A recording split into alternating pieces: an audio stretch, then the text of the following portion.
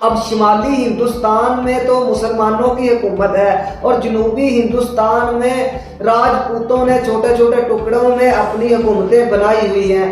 1200 عیسوی کا نقشہ اگر ہم دیکھیں تو اگر ہندوستان کے ہم سینٹر میں موجود ہیں تو یہاں ہمارے جنوب میں راجپوتوں کی حکومتیں ہیں اور شمال میں مسلمانوں کی حکومتیں۔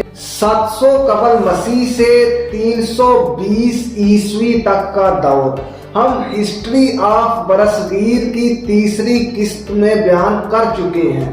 آج ہم ہسٹری آف برصغیر کی چوتھی قسط میں 320 عیسوی سے 1200 عیسوی کی مختصر کہانی جانیں گے کہ کس دور میں کس علاقے میں کس کس کی حکومت رہی۔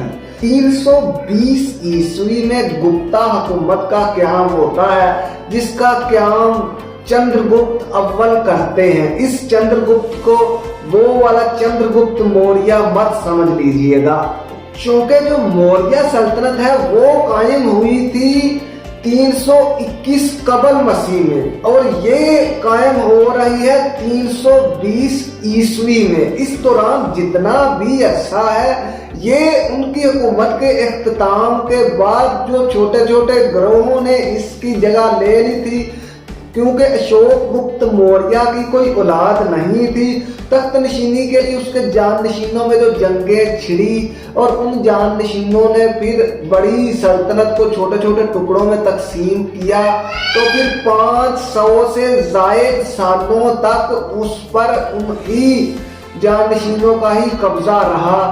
232 قبل مسیح کے بعد 320 میں ہی ایسی حکومت بنی جو پورے ہندوستان کو متحد کر کے ایک اکھنڈ بھارت کا قیام کر سکی۔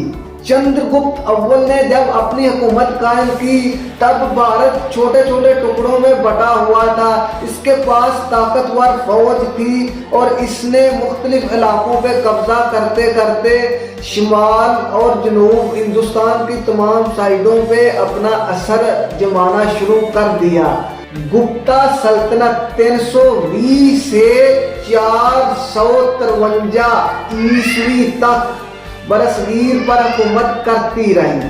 چندرگپت اول نے برصغیر پر 15 سال حکومت کی، اس کے بعد اس کا بیٹا تخت نشین ہوا۔ چندرگپت اول 335 عیسوی میں وفات پاتے ہیں، اس کے بعد اس کا بیٹا سمندرگپت تخت نشین ہوتا ہے جو 40 سالوں تک حکمرانی کرتا ہے۔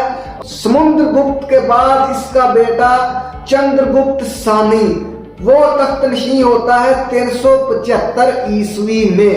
برصغیر پاک و ہند میں 375 عیسوی میں پورے بھارت پہ ایک ہی حکومت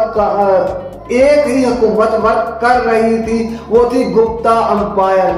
375 عیسوی میں سمندرگپت کا بیٹا چندرگپت ثانی حکومت کر رہا تھا۔ اس نے بہت سارے ہارڈ قانون لے کے آئے جس سے ان کی حکومت اور بھی مضبوط ہوئی۔ چندرگپت ثانی 38 سالوں تک برصغیر پر حکومت کرتے رہے۔ گپتا حکومت کے دور میں ہندمت کو فروغ ملی اور ہندمت خوب بڑی پھیلی پھولی، اور آج جو ہندمت موجود ہے وہ اسی صورت میں ہے جیسے گپتا امپائر کے دور میں تھی۔ چندرگپت ثانی کے بعد اس کے بیٹے کمار گپت ثانی تخت نشین ہوتے ہیں اور 42 سالوں تک حکومت کرتے ہیں۔ کمار گپت ثانی کے بعد ان کے بیٹے سکندر گپت حکومت سنبھالتے ہیں۔ ان کے حکومت سنبھالتے ہی ہن قوم ان پر حملے کرنے شروع کر دیتی ہے۔ ہن قوم کے ان حملوں کی وجہ سے گپتا امپائر کمزور ہو گئی اور زیادہ دیر تک سسٹین نہ کر سکی، اس سے گپتا امپائر زوال کا شکار ہوئی۔ گپتا امپائر 233 سالوں تک برصغیر پہ حکومت کرتی رہی۔ یہ عوام کے لیے خوشحالی کا دور تھا۔ گپتا حکومت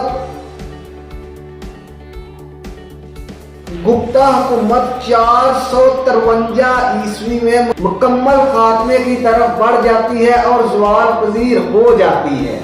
اس کے بعد 606 میں راجہ ہرش کا دور آتا ہے۔ 453 اور 606 کا جو درمیانی عرصہ ہے، یہ سارا عرصہ وہی ان قوم کے حملہ آور اور جو اس کی حکومت کے لوگ تھے مل کے آپس میں کچھ مل کے بنائی، کچھ مخالفت میں بنائی، اور اس طرح چھوٹے چھوٹے گروپوں نے برصغیر پہ عرصہ دراز تک حکومت کی۔ یہ عرصہ تقریباً 253 سال بنتے ہیں۔ 253 سالوں تک کوئی بڑی حکومت نہیں بنتی۔ 606 عیسوی میں راجہ ہرش ٹکڑوں ٹکڑوں میں بٹے ہوئے ہندوستان کو دوبارہ متحد کرتا ہے اور ایک مضبوط حکومت بناتا ہے۔ اس کی فوج کے پاس ہاتھی بھی تھے اور لڑنے کے لیے پراپر سامان بھی موجود تھا۔ اس نے مختلف علاقوں پہ قبضہ کرتے کرتے اپنے ساتھ ملایا۔ کچھ ریاستیں اس کے ساتھ اپنی مرضی سے ملی تو کچھ اس نے طاقت سے اپنے ساتھ ملائی، اور کئی ریاستوں پہ قبضہ کر کے اس نے پورے شمالی اور جنوبی ہندوستان کو متحد کر دیا، اور دوبارہ سے بھارت ایک جان ہوا اور اکھنڈ بھارت کا قیام ہو گیا۔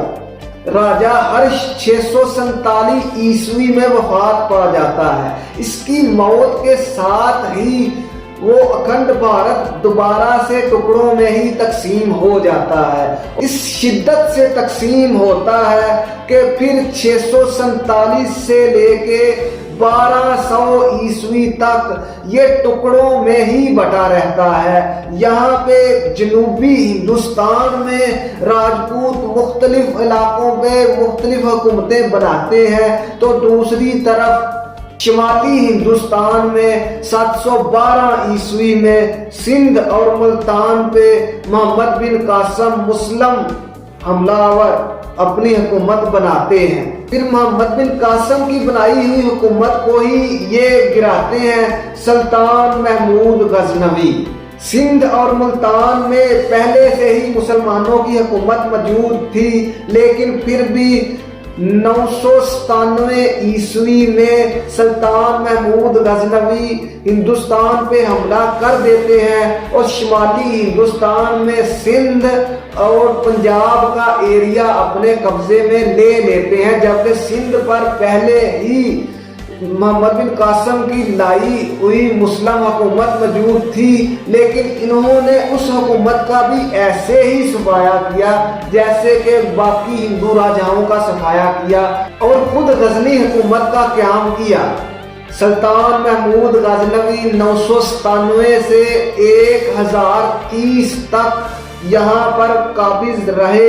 سندھ اور پنجاب میں شمالی ہندوستان میں ایک طرف یہ قبضہ تھا تو دوسری طرف جنوبی ہندوستان میں راجپوت قبضہ کر کے بیٹھے ہوئے تھے۔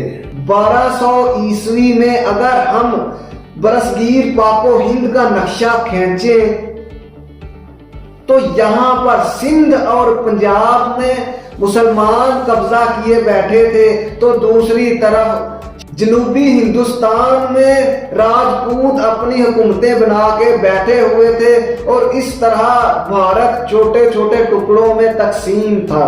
اس کے بعد شمالی ہندوستان میں اور بھی تبدیلی آتی ہے۔ 1030 کے بعد جب محمود غزنوی کی حکومت زوال پذیر ہوتی ہے تو پھر 1173 تک کوئی حکومت یہاں پہ طاقتور نہیں بن پاتی۔ سندھ اور پنجاب واپس سے ہندوؤں کے ہاتھ میں ہی چلے جاتے ہیں۔ 1173 میں شہاب الدین غوری یہاں پہ حملہ کرتے ہیں۔ یہ غوری تھے، یہ افغانستان میں غزنی اور ہرات کے درمیان ایک پہاڑی علاقہ ہے جسے غوری کہا جاتا ہے۔ اسی نسبت سے انہیں سلطان شہاب الدین غوری کہا جاتا ہے۔ سلطان شہاب الدین غوری 1173 میں اپنی حکومت واپس سندھ اور پنجاب میں لیتے ہیں۔ سلطان شہاب الدین غوری 1206 میں وفات پا جاتے ہیں۔ اب شمالی ہندوستان میں تو مسلمانوں کی حکومت ہے اور جنوبی ہندوستان میں راجپوتوں نے چھوٹے چھوٹے ٹکڑوں میں اپنی حکومتیں بنائی ہوئی ہیں۔ 1200 عیسوی کا نقشہ اگر ہم دیکھیں تو اگر ہندوستان کے ہم سینٹر میں موجود ہیں تو یہاں ہمارے جنوب میں راجپوتوں کی حکومتیں ہیں اور شمال میں مسلمانوں کی حکومتیں ہیں۔ 1200 عیسوی سے 1800 عیسوی تک کی سٹوری ہم جانیں گے ہسٹری آف برصغیر کی 5ویں قسط میں۔